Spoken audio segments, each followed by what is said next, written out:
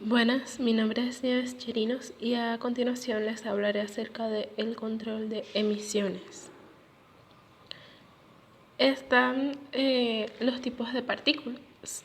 En este caso, existen 3 grupos de clasificación más habituales.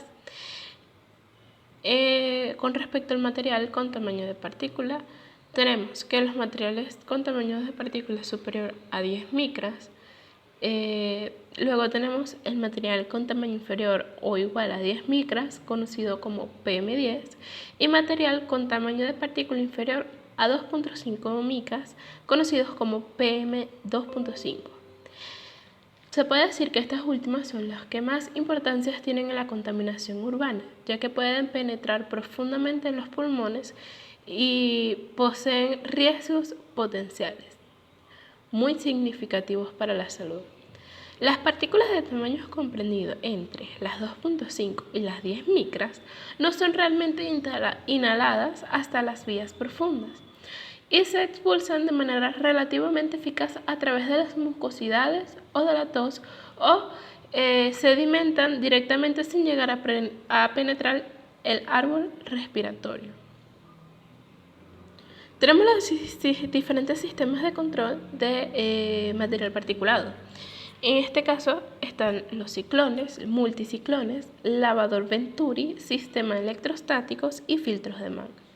Podemos decir que los ciclones son equipos de recolección de polvos que usan o son usados con mayor frecuencia.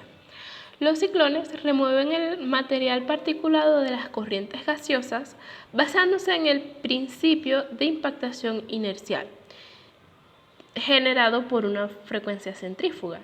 Son adecuados para separar partículas con diámetros mayores de 5 unidades con eficiencia hasta del 90%, aunque partículas mucho más pequeñas en algunos casos pueden ser separadas. Multiciclones. Son básicamente un conjunto de pequeños ciclones de alta eficiencia reunidos en un colector común. Al igual que los ciclones ordinarios, separan las partículas del gas a tratar mediante el centrifugado del mismo. La eficacia de los multiciclones para polvos con partículas de entre 80 y 120 micras es del 95 al 98%. Luego tenemos el lavador de Venturi. El lavador inyecta chorros finos de líquido, generalmente suele ser agua, a altas velocidades en la extracción de un Venturi. El líquido se atomiza y se mezcla con la corriente de gases en la zona de expansión. Los lavadores Venturi pueden alcanzar hasta el 99% de eficiencia en la remoción de partículas pequeñas. Sin embargo, una desventaja de este dispositivo es que la producción de aguas residuales es bastante elevada. Luego tenemos los sistemas electrostáticos. Estos dispositivos de control de partículas utilizan fuerzas eléctricas para mover las partículas fuera de las corrientes de gas y sobre las placas del recolector. A las partículas se le da una carga eléctrica forzándolas a que pasen a través de una corona, que es una región en la cual fluyen iones gaseosos.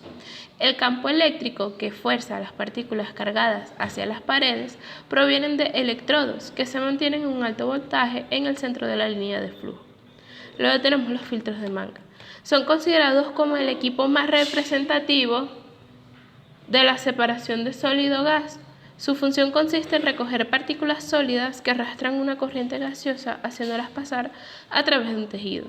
En general, un filtro es una estructura porosa compuesta de material fibroso que tiende a retener las partículas según pasa el gas que las arrastra a través de los espacios vacíos del filtro. Diseño de ciclones. Para la elaboración de ciclones se lleva a cabo el siguiente proceso. Seleccionar el tipo de ciclón, obtener un estimado de la distribución del tamaño de las partículas en las corrientes gaseosas a ser tratadas, calcular el diámetro del ciclón para una velocidad de entrada de 22 metros sobre segundo, el cual es opcional, y determina las otras dimensiones del ciclón con las relaciones establecidas para las familias de ciclones con base en el diámetro. estimar el número de ciclones necesarios para trabajar en paralelo, calcular la eficiencia del ciclón y, si se requiere, seleccionar otro tipo de ciclón, calcular la caída de presión del ciclón y, si se requiere, seleccionar otro tipo de ciclón,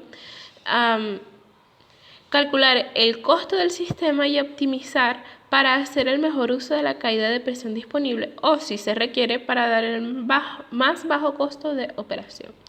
Los ciclones se diseñan habitualmente de tal modo que se satisfagan ciertas limitaciones bien definidas de caída de presión. Para las instalaciones ordinarias que operan más o menos a la presión atmosférica, las limitaciones del ventilador dictaminan casi siempre una caída de presión máxima permisible correspondiente a una velocidad de entrada del ciclón dentro del intervalo, que va desde 15.2 a 27.4 metros por segundo. Por consiguiente, los ciclones se pueden diseñar para una velocidad de entrada de 22 metros sobre segundo, como anteriormente se mencionó, aunque no es necesario apegarse estrictamente a este valor. En la separación de partículas, la eficiencia, la recolección, puede cambiar solo en una cantidad relativamente pequeña mediante una variación en las condiciones operacionales.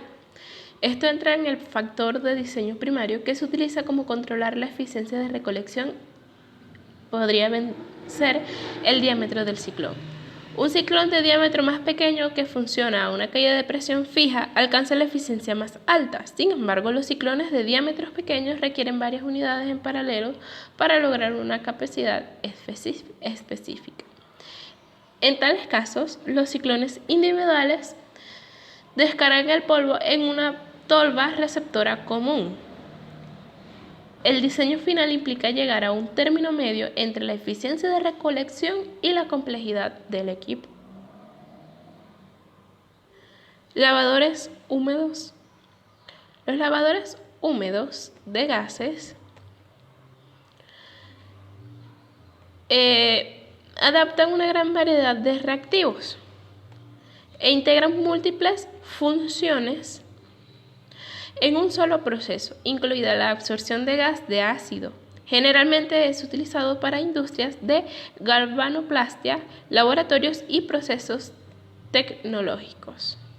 El sistema de extracción de gas funciona al poner una corriente de gas en contacto con un líquido lavado. Debido a este contacto, ciertos componentes gaseosos se disuelven y permanecen en el agua, o bien en una solución determinada. En un sistema de extracción de gases hay una transferencia de componentes de fase gaseosa a fase líquida, también denominada absorción. El lavador de gases se adapta a una gran variedad de reactivos e integra múltiples funciones en un solo proceso. Estas incluyen la absorción de gas de ácido, generalmente es usado para las industrias anteriormente mencionadas.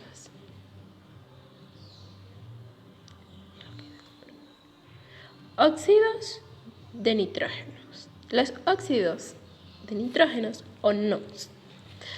El término NOx o B, es decir, NOx, se aplica a varios compuestos químicos binarios gaseosos.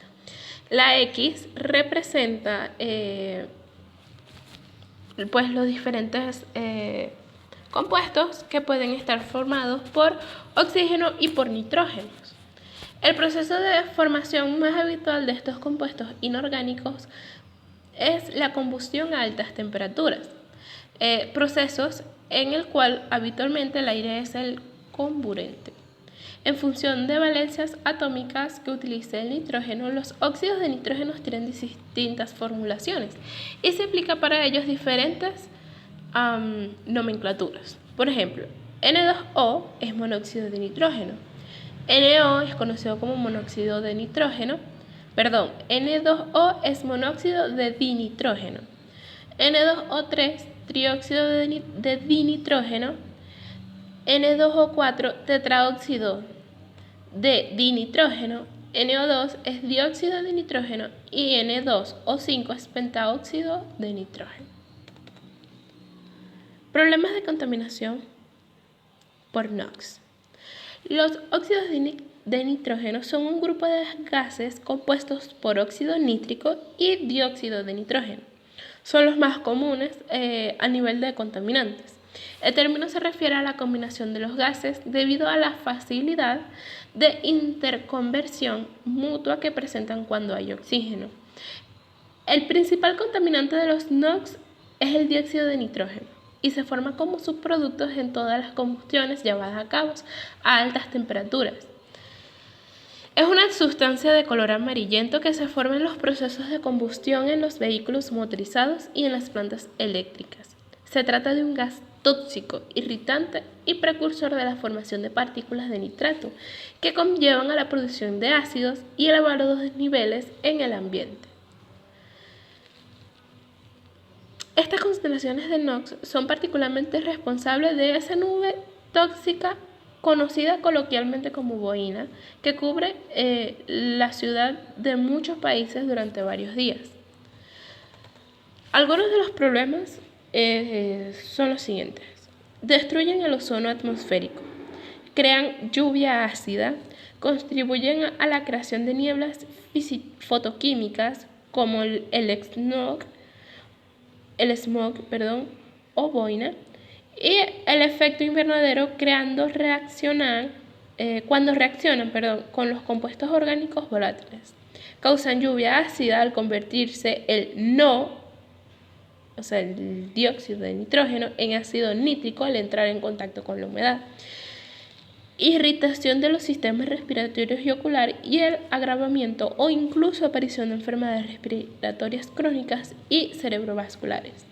Algunos estudios epidemiológicos habrían demostrado que los síntomas de la bronquitis en niños asmáticos aumentan en asociación con la concentración anual de dióxido de nitrógeno y que el menor aumento de función pulmonar de los niños está vinculado a las concentraciones altas de dióxido de nitrógeno.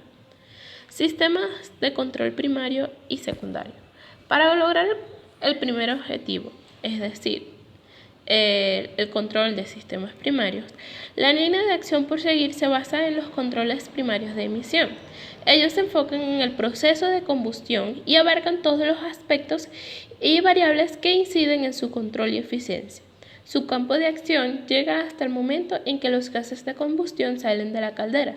Para lograr el segundo objetivo, la línea de acción se basa en controles secundarios de emisiones, cuyo campo de acción abarca desde el momento en que los gases de combustión salen de las calderas hasta que son emitidos por las chimeneas.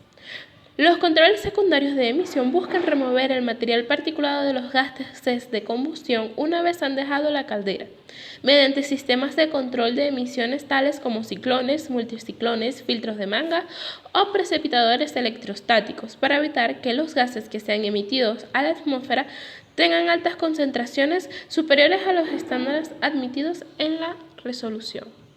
Tenemos los óxidos de azufre. Los óxidos de azufre son un grupo de gases compuestos por trióxidos de azufre y dióxido de azufre. El más común es el dióxido de azufre, ya que el trióxido de azufre es solo un intermediario en la formación del ácido sulfúrico.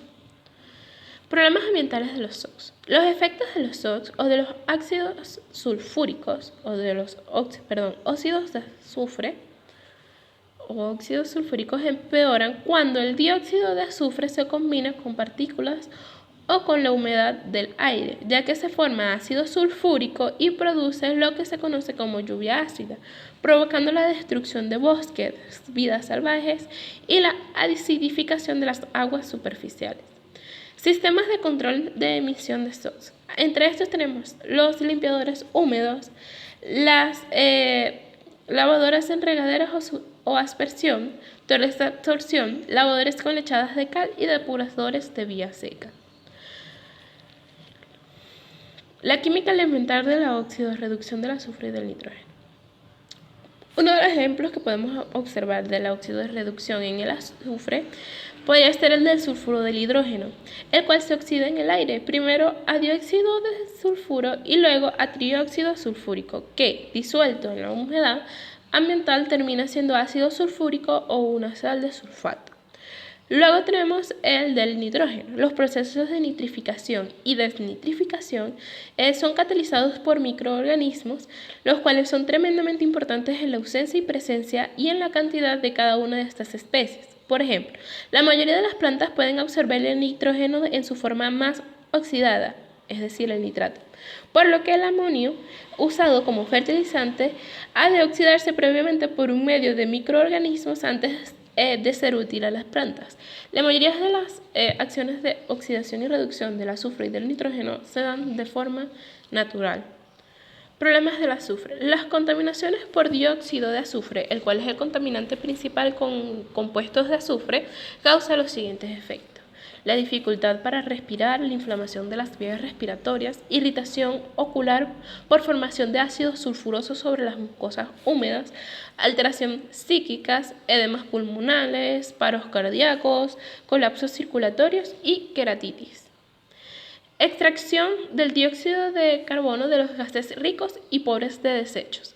El endulzamiento del gas se hace con el fin de eliminar el dihidróxido de azufre y el dióxido de carbono del gas natural. Como se sabe, el dihidróxido de azufre y el dióxido de carbono son gases que pueden estar presentes en el gas natural y pueden, en algunos casos, especialmente el dihidróxido de azufre, ocasionar problemas en el manejo y procesamiento del gas. Por eso hay que eliminarlos para llevar en el contenido de estos gases ácidos a los niveles exigidos por los consumidores del gas.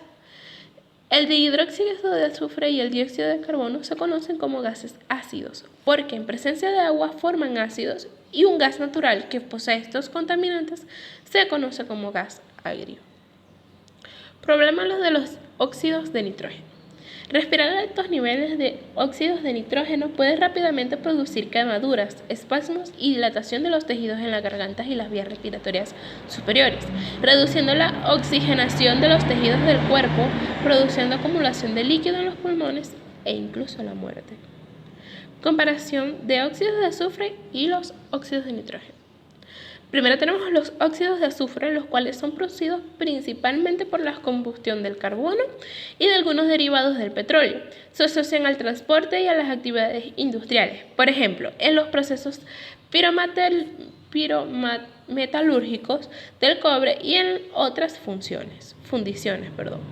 Los óxidos de nitrógeno también son emitidos en gran escala por las fuentes móviles que utilizan los derivados del petróleo. Existe un inventario de emisiones globales en el cual se pueden diferenciar los hemisferios, los continentes y los grandes países. Ahí se hacen estimaciones que sugieren, por ejemplo, que las emanaciones de óxidos nitrógenos de los aviones pueden ser relevantes. Reacciones de los óxidos de nitrógeno en la atmósfera. Los óxidos de nitrógeno son degradados rápidamente en la atmósfera al reaccionar con sustancias comúnmente presentes en el aire. Las reacciones del dióxido de nitrógeno con sustancias químicas producidas por la luz solar lleva a la formación de ácido nítrico. El precipitar constituyentes de la lluvia ácida.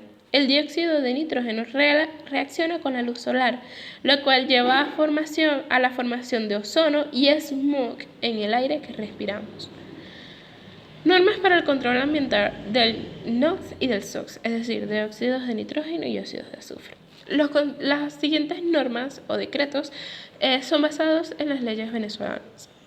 Por ejemplo, el decreto número 4335 de la Gaceta Oficial de Venezuela es relativo a las normas para regular y controlar el consumo, la producción, importación, exportación y uso de sustancias agotadoras de la capa de ozono, como es el caso de los óxidos de nitrógeno y los óxidos de azufre. Luego tenemos el decreto 638 de la Gaceta Oficial, por el cual se dictan las normas sobre la calidad del aire y el control de la contaminación atmosférica. Luego tenemos el decreto número 2673 de la Gaceta Oficial de la República Bolivariana de Venezuela, por el cual se dictan las normas sobre emisiones de fuentes móviles. Y tenemos que la Gaceta Oficial de la República de Venezuela da los artículos 20, 21, 22 y 38 al decreto 638 de la fecha del 26 de abril del 95, llega o es emanada del Ministerio del Ambiente y los Recursos Naturales Renovables, por la cual se dictan normas relativas a la certificación de emisiones provenientes de fuentes móviles y reglamentos del cual tienen que cumplir con una calidad de aire. Muchas gracias, espero que sea de su comprensión y de su agrado.